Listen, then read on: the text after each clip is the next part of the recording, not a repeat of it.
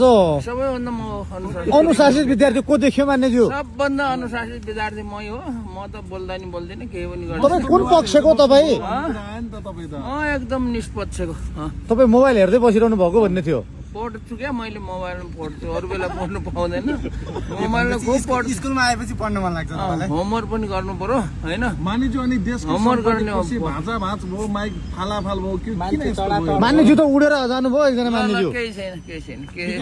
रह्यो, मेरो गाडी आएको छ क्या।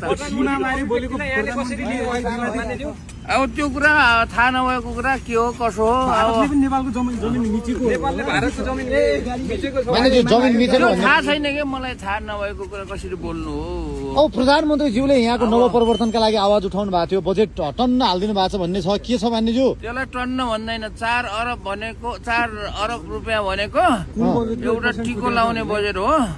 त्यो 1 वर्षमा हुने होइन, बिस्तारै थप्दै जाने हो। 4 अरब भनेको त्यसले चाहिँ केही पनि अनुसन्धान भन्ने चाहिँ हुँदैन, एउटा सुरुवात चाहिँ हुन्छ। मान्यज्यू के कुरामा खुसी? गर्नु भएको थियो नि त, माग पनि अनि हिजो बालनजीलाई भेट्नुभयो यहाँले? माग गरेको त के अरे जीडीपी को 1% भनेको हो, पुँजीगत खर्चको 1% भनेको होइन। तर जीडीपी को 1% दिने सरकारको कुनै पनि क्षमता नभएको हुनाले मैले पुँजीगत खर्चको लौ पनि भनेर यसो के अरे भनेको कुरा मात्रै हो। त्यो 4 अरब भनेको किनभने अरबौं अरब रुपियाँ चाहिँ खर्च गर्नुपर्छ अनुसन्धानमा चाहिँ गरेर, अब विश्व बजारमा कम्पिटिसनको लागि त्यो थोरै पुँजीले पुग्ने कुरा हो। अनि बालनजीसँग खुसी हुँदै हिजो हात मिलाइरहनु भएको थियो मान्यज्यू? खुसी हुँदै होइन कि, प्रधानमन्त्रीसँग हात मिलाउनु त के हो र? साह्रै खुसी देखिनु भएको थियो। होइन सही गलत के हो मलाई थाहा छैन। जस्तो सिमानाको कुरा हो, भाइहरूले सोधेको, त्यो सही हो कि गलत हो भन्ने कुरा कसैलाई पनि थाहा छैन।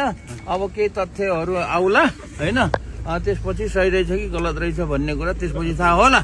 अब उहाँले पनि त्यसै बोलेको त होइन होला, उहाँले पनि भनेकै कुरा हो, मैले पनि प्रधानमन्त्री भएर थाहा पाएँ भनेकै कुरा हो कि होइन? अब अरू सांसदले थाहा भएको आज भयो, उहाँले प्रधानमन्त्री भएर थाहा पाउनु भएछ, हामीले चाहिँ आज थाहा पायौँ। तर सत्य तथ्य के हो त्यसको चाहिँ केही न केही अब प्रमाणहरू आउँछ होला। जस्तो राष्ट्रपतिको सभापति भोलि भारत जाँदै